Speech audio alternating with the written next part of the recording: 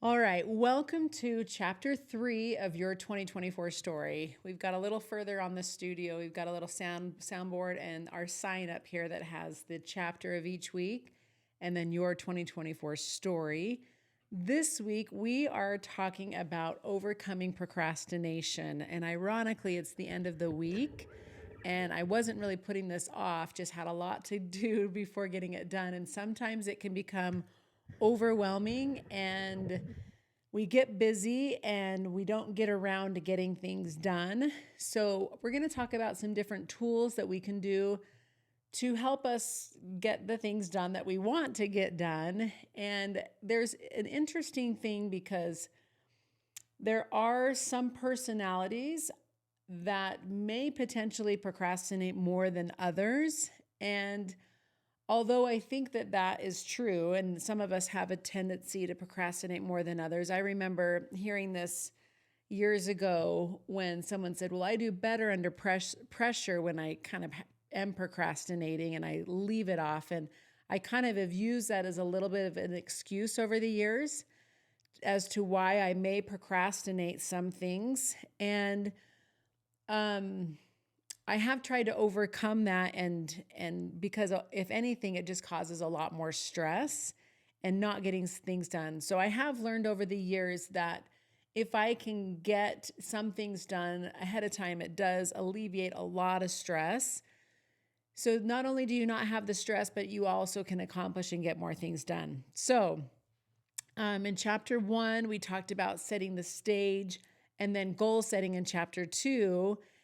Now, ironically, and it actually, goal setting is one of the things that can help us overcome procrastination, because if we don't have specific goals and timelines and ways to measure it, we all know that a week goes by, months go by, years go by. I can't tell you how many times I have a guest who comes back to the resort and I can't believe how many years have gone by and it feels like yesterday. So we all know that can happen if we don't have a plan, which we went over in chapter 1 and 2. But there are some techniques and there are a few things that I'm hoping this chapter can address and help us overcome putting things off. So I think one of the first steps is really awareness. Probably we'll bring this up multiple times over the chapters.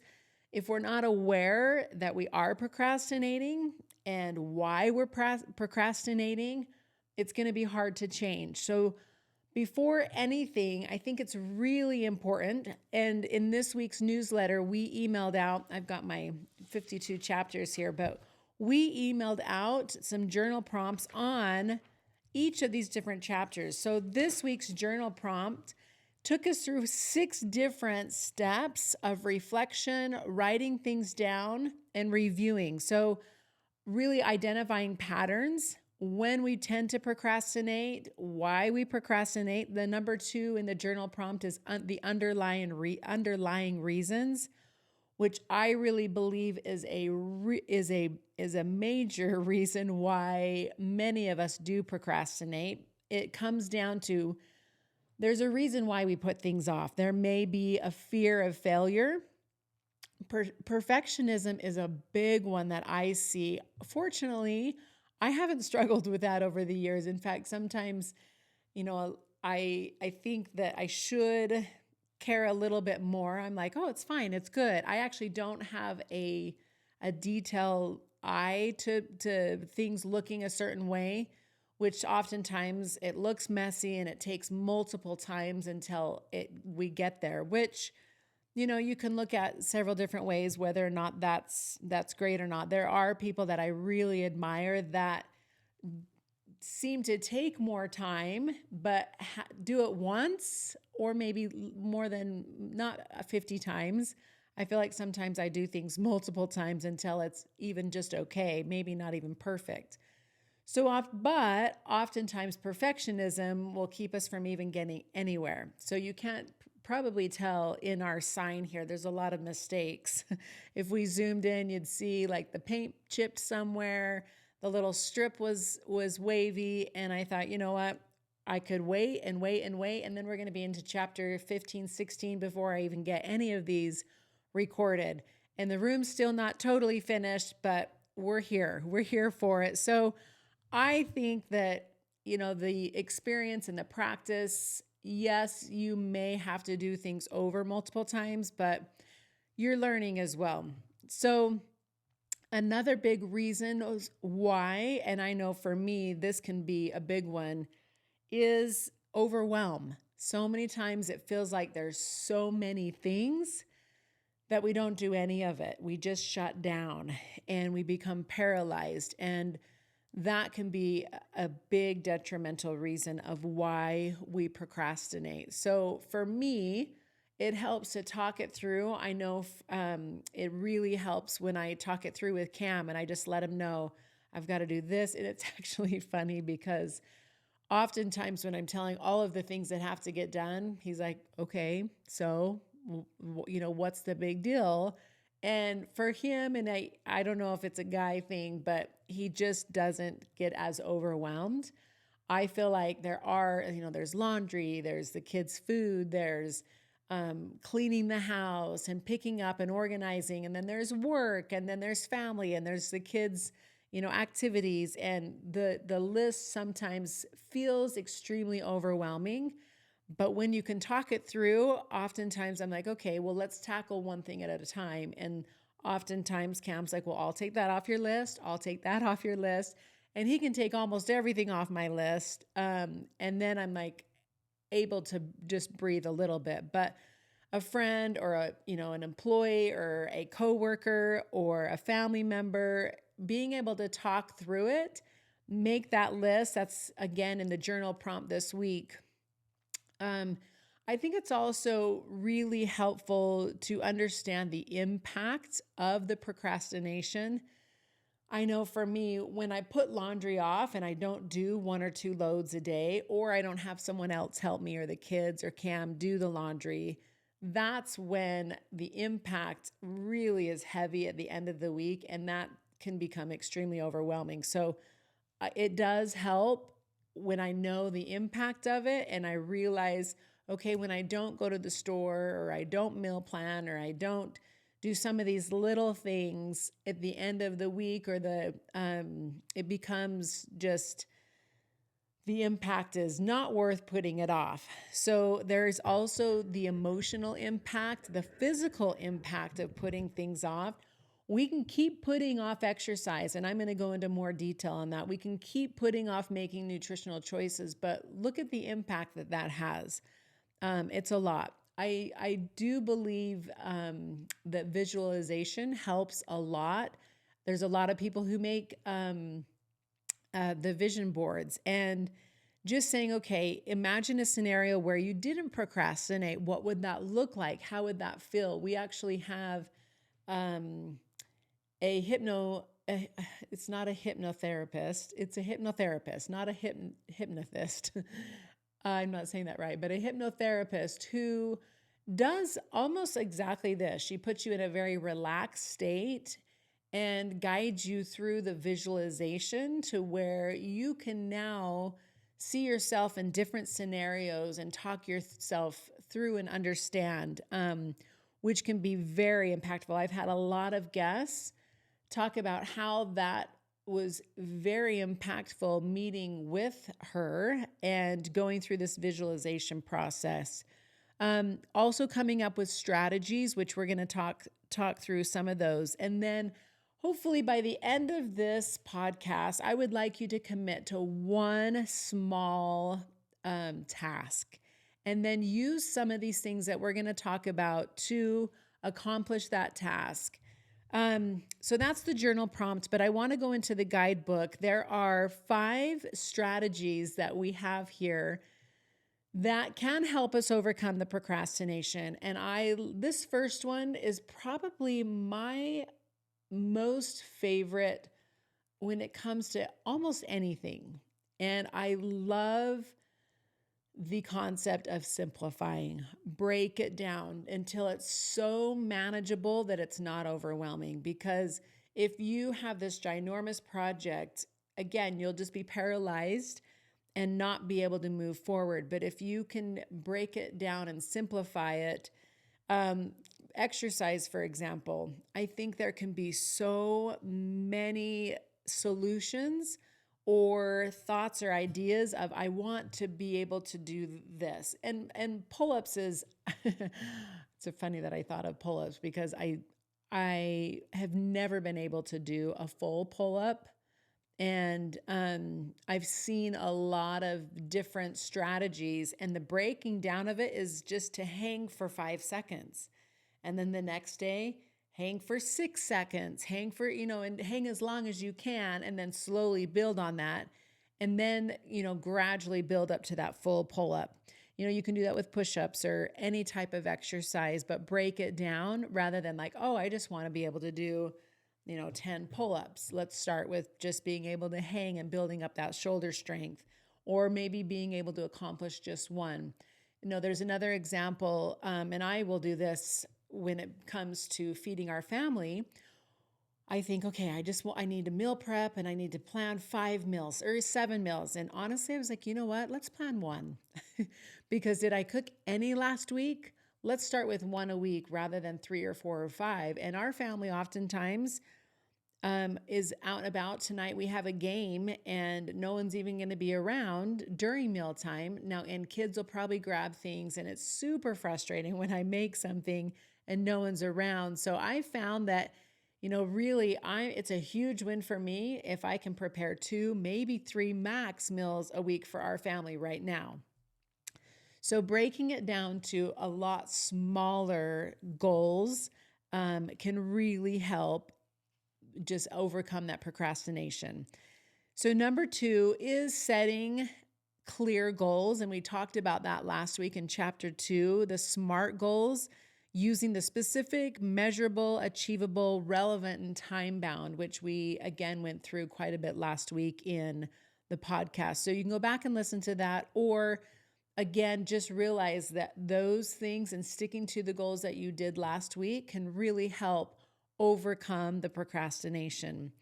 And I love this next one. So this is a fun thing that I've actually seen a lot of people do, and I've tried it several times. I like the Pomodoro technique. I don't know if I'm saying that right, but Pomodoro, I didn't actually even know that that's what it was called. And I think it's called a couple different things, and I've seen it done different ways, but it's choosing a task and then setting a timer. And I actually even love set up your video camera, maybe even in time lapse. And it's really satisfying. You guys have all seen those videos on social media that are super satisfying of cleaning out like a garage, for example. In fact, I bring that up because that's oftentimes something our family does together, because the garage will just get super dirty. The kids drop their clothes, their backpacks, bikes get strung out, all of their sports gears. It just gets, over time, super messy. And so we'll bring everybody out and we'll clean out the whole garage, and it's super satisfying, but it oftentimes can take the full day.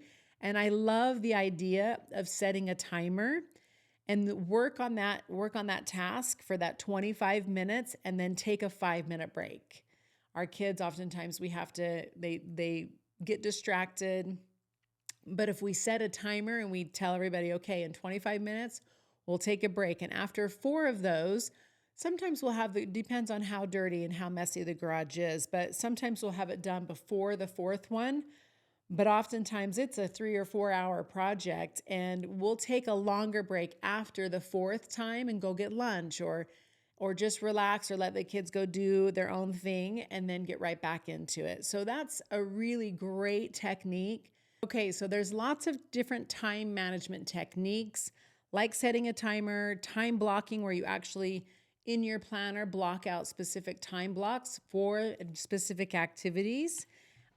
There's also a lot of different things that you can do with time management techniques. Again, using a planner, using your phone, setting timers. Those are some just tools that you can use to keep you on target. So number 4, though, is the one I want to spend the most amount of time talking about, that I personally believe can be extremely helpful and is a reason why we procrastinate. I know for me, and working with guests over the years, I've seen our mental barriers be big roadblocks to or contributors to procrastination. So at Movara, we teach the Movara model, which kind of it breaks down our thought process. At the very end of the Movara model is the result. So if there's a result that we don't like, which many of us have that we're working on, we want to improve or change a result that's causing issues, we can always trace that back to a belief.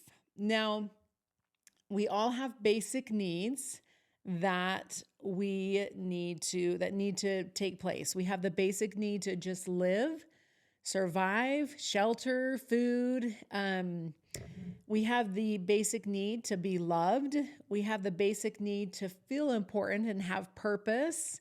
And we also have the basic need of having variety in our life.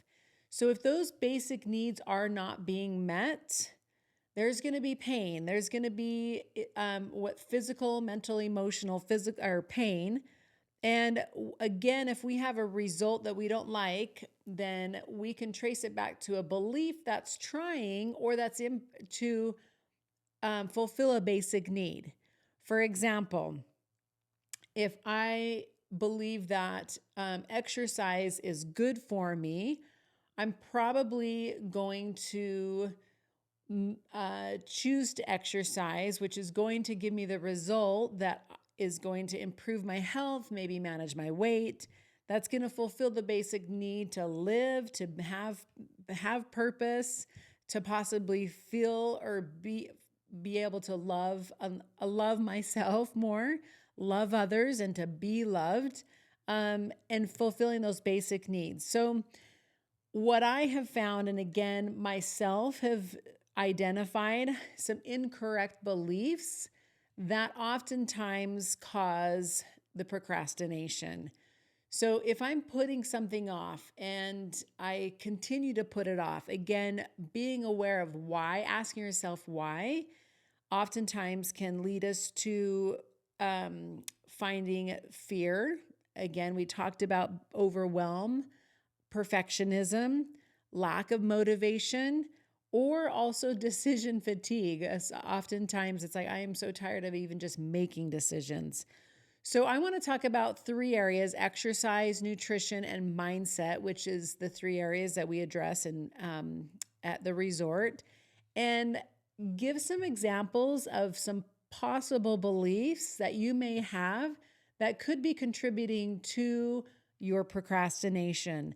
So when we can overcome these mental barriers, which again, identifying incorrect beliefs that are limiting, oftentimes they're referred to limiting beliefs, limiting our potential. So for example, exercise. We may have the belief that exercise needs to be an hour or more a day. And I hear this a lot at the resort. Guests will say, well, gosh, I did 6 hours every day at the resort. I can easily do an hour. And my response is, well, how much were you doing before you came to the resort? And if it was nothing, an hour is actually a lot. It's a lot of time. And if we don't have that hour, and oftentimes, I don't know about you, but in the middle of the day, especially if you have kids or you're working, you don't have just an hour here and there. Now, if you're retired or maybe, kids are out of the house, that might be the case, which is awesome. But if you're not at that stage, or if you're a caregiver and you're taking care of other people, and more often than not, I find guests with not a lot of time because of work or because of family, or again, taking care of other people. So if we believe that we have to have that hour, and I have found after 7 a.m. to like 9 p.m., if it's not done before 7, it's hard to find that hour if you're, again, working or have kids or other things. Now, so if I have that belief that it needs to be an hour, and even maybe at the gym, oftentimes that's going to, yeah, I'm going to procrastinate that and I'm going to keep putting it off because it's not realistic. And that belief is limiting from me doing something. Our motto at the resort is something is better than nothing. And I totally believe that. In fact, now it's becoming kind of a popular trend for people to show that the time we actually spend exercising is very little to the full amount of time that we're awake. And the time that we're awake actually impacts our total caloric burn more than that small percentage of time, which is totally true. Now, again, if you work at a desk or you are more sedentary, um, getting that dedicated exercise time is going to be important, but everybody can set a timer. You can take a break. You can take a flight of stairs. You can walk a lap. I love having like the option of a fit ball or a band or some free weights where you can add, 30 seconds here, 30 seconds there. You can park further. You can choose again to take the stairs. You can do little things throughout the day that doesn't even require a dedicated time to exercise. So that belief of it needing to be 60 minutes is causing us to procrastinate because it's just not going to happen.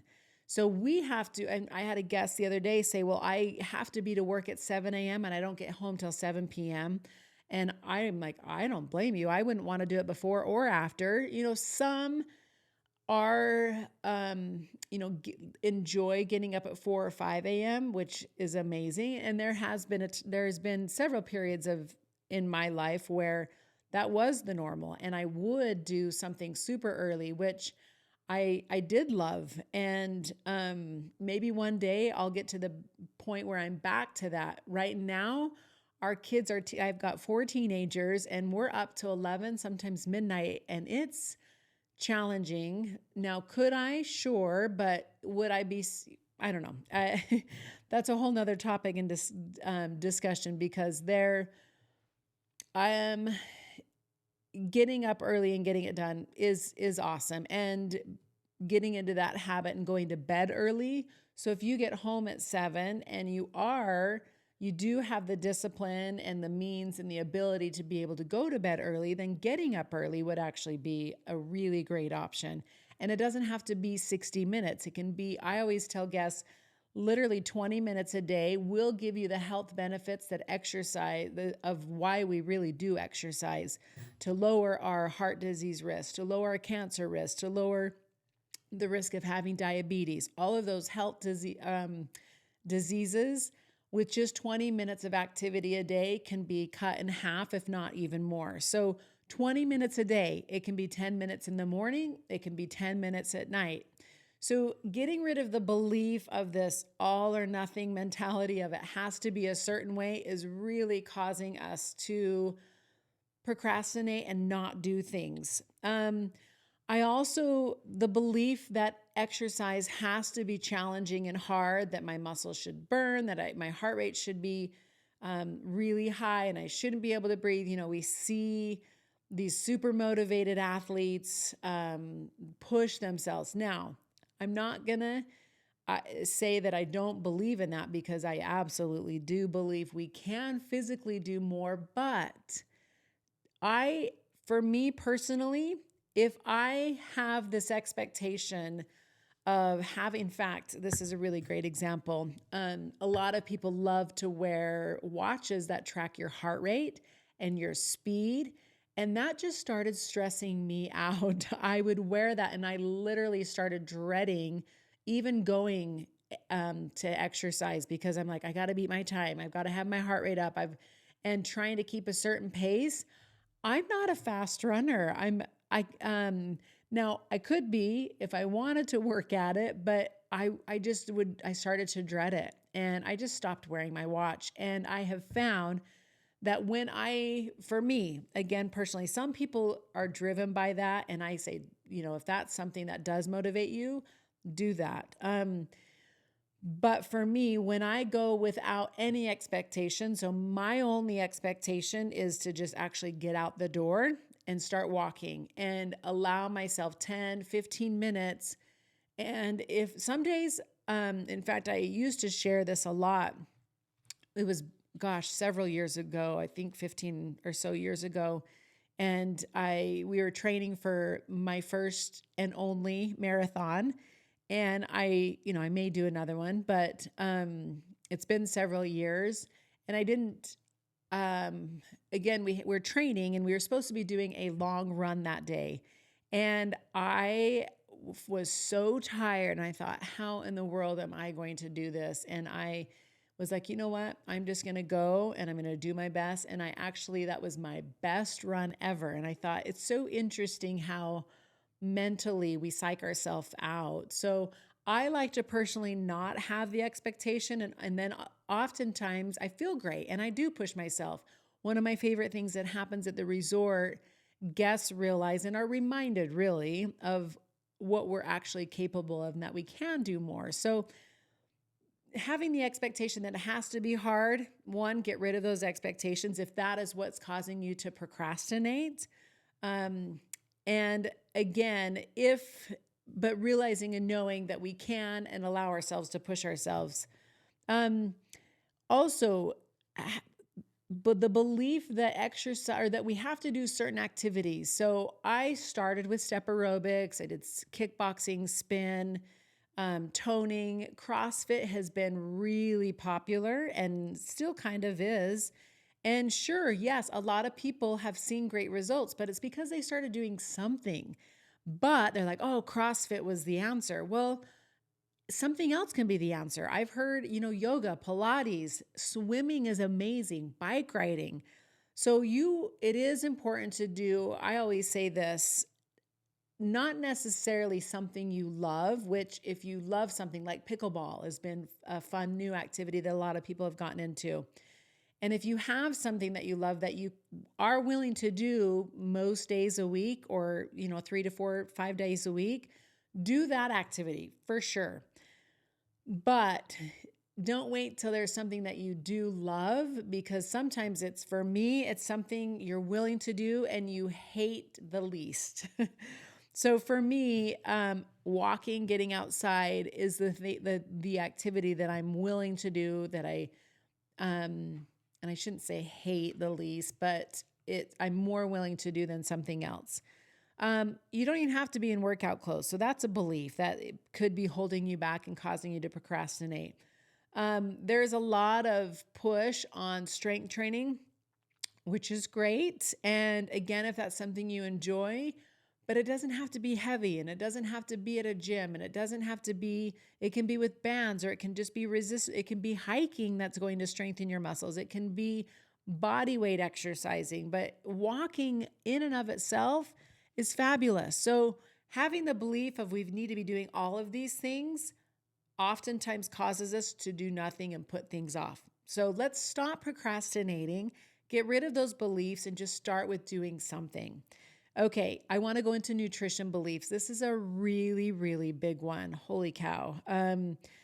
There are so many opinions, thoughts, philosophies that can become so overwhelming that, again, we just freeze and don't do anything and we start procrastinating. And we have this belief that, okay, I've got to meal prep and I've got to have X amount of grams of this and X amount of grams of this. And I've got to make sure that I eat at this time of the day. And then I've got to make sure that I'm, doing my intermittent fasting. And then I've got to make sure that I'm drinking enough water and I'm getting enough fiber and I have X and I'm not getting a certain amount of grams of sugar. And oh my goodness, no wonder we don't do anything. It's so overwhelming. There's so much information. So start with something. I tell guests, are you having breakfast? Are you eating late? Like, identify one thing that may be your struggle. And I have a lot of guests. I'm actually quite surprised. A large percentage of guests, one of their biggest issues is alcohol. And so then identifying, okay, why am I drinking? How often am I drinking? And do I need to drink this much? I mean, so it could be eating late at night. It could be snacking. And it could be that I don't ever have breakfast or lunch is a big one. And so just identifying why. Well, is it because you're eating late and then you wake up, you don't feel good, and then, you get too busy and you're not planning? So everybody's different. And I am the last person that's going to tell you what it needs to be, because that's just not going to be the right way to go about it. It's something that you want to decide to do. So you get to make a start, and we all know kind of where. For me personally, it's the mindless snacking. If I can plate my breakfast, and then make sure that it's satisfying, it's got a good balance of, I've got some fat, some carbs, some protein, that's pretty good, and the portion sizes are good, and it's something that tastes good. I actually had a lunch today that was very dissatisfying, and I was left still wanting something that, even though I had the right amount of calories, it wasn't satisfying. And so, being aware of your meal choices can help, just with the start of where you start. For some people, it's like, I don't eat any vegetables. So maybe it's, let's try and get one vegetable a day. Or I'm not drinking, very much water. Let's start with that. So going back to our first step of breaking it down and simplifying, but then also getting rid of the nutrition beliefs of certain things have to be a certain way, just is what, in my opinion, is causing the procrastination. And if we get rid of that, it's going to allow us to move forward and start doing something. Okay, last thing is the mindset. And I think, well, they're all big. This one is definitely a big one. And I hear a lot of different things. And honestly, this is the one that breaks my heart the most, that I know, and then it causes someone to procrastinate and they feel even worse about themselves. But there's a mindset belief that's causing and limiting us from moving forward. So if we can address and identify what are the beliefs about myself, maybe even about others, that are limiting and causing me to feel certain ways, do certain things, and then get that result that I'm not happy with. An example, in fact, I met with a guest last night who was 80 years old. He had lost his wife just recently, was a caregiver for, I believe he said, 4 years, and originally started coming to the resort back in 2008 and has been coming regularly. And he knew in fact, he said it was the month that they went and spread his wife's ashes. He told his children that he was going back to Movara, and they said, well, they weren't surprised, because this is a place that he knew he felt he needed to take care of himself. And he's been active his entire life. In fact, he's training for the Boston Marathon he said he's ran a marathon every decade of his life. He's super impressive. But in fact, I love, and almost every week, there's usually 2 or 3 guests that are 70, 80 years old. And it's so inspiring for someone who's in their 20 or 30s who thinks, or even in their 60s, they think they're old. And then they see an 80-year-old out there on the hikes thinking, and it's just a good reminder of, we're never too old. There's the belief of, I'm not an athlete, I'm not strong enough, I can't do these things, that again, is my absolute favorite thing that happens at the resort. We prove those beliefs wrong. And, certainly if you have some of those beliefs that you're struggling with, I promise Movara can heal those. But without Movara, either way, we have the opportunity to prove those beliefs wrong. I know that there's the belief of like, oh, I don't even want to try this because I've tried so many things that haven't worked. Well, guess what? You've learned things, and it's not that they didn't work. you're changed, situations change, and you're learning, and we have to sometimes go down. I mentioned in, I believe, chapter 1, that we have to go down the one road sometimes to find out that it's not the right road. And it's part of the process. It's part of the learning. It's not failure. So we can learn from those things. There's a lot of guests that come to the resort that have a lot of physical limitations.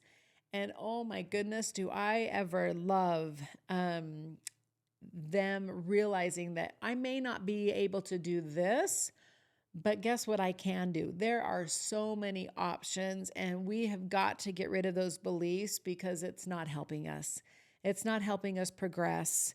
There's the belief that people will judge. I love to hear at the resort that they feel safe, they feel not judged. And I promise you, people are going to judge either way.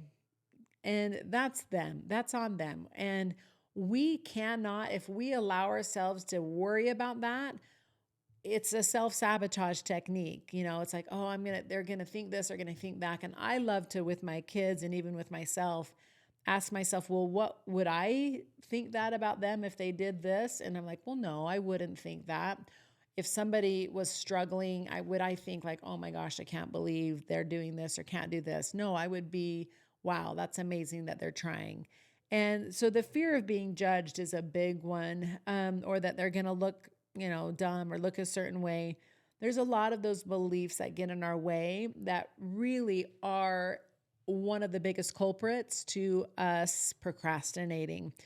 So, and I had posted on our social media, Tanisha had done just like a minute overview of the Movara model of our basic needs and our beliefs, which cause us to have certain emotions. So if we have a belief of I'm too old, we're going to feel defeated. We're not going to, and which is going to cause us to probably not do anything, which is going to give us the result that we don't like, which is that fulfilling our basic need. No, well, that belief is wrong then. We've got to change that belief that's going to cause us to have the emotion of like, you know what, it may be harder than when I was 20, but I can do something, and then we will do something, will give us the result that we want, which will fill the basic need the way we want to fill it. Okay, the last and final thing in your journal prompt and in the newsletter that we sent out was a reward system. And I know for me, it's actually, even whether we write down a reward or not, the body needs to rejuvenate and replenish, and it's nice to reward yourself in some way, not necessarily with food.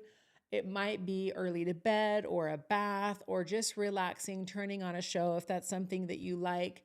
My husband loves just turning off his brain and not having to think and being able to watch a show with the family. And that is going to, for working hard and doing different steps. I've heard oftentimes some of the most successful people in the world allow themselves to make only 5 or 6 major decisions, or 1 or 2 major decisions a day. If we're constantly making decisions, we need a break oftentimes. And if we have that feeling of overwhelm, oftentimes we will become paralyzed and not be able to even do anything. So having that reward system, I also am a big believer in reflective journaling. Sometimes when we just hear and can see our words, even talking it out. So fill out the journal prompts in the email that we sent out this week.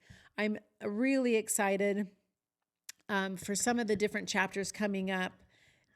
Chapter 4 we've got coming up. We are going to be talking about building a supportive environment.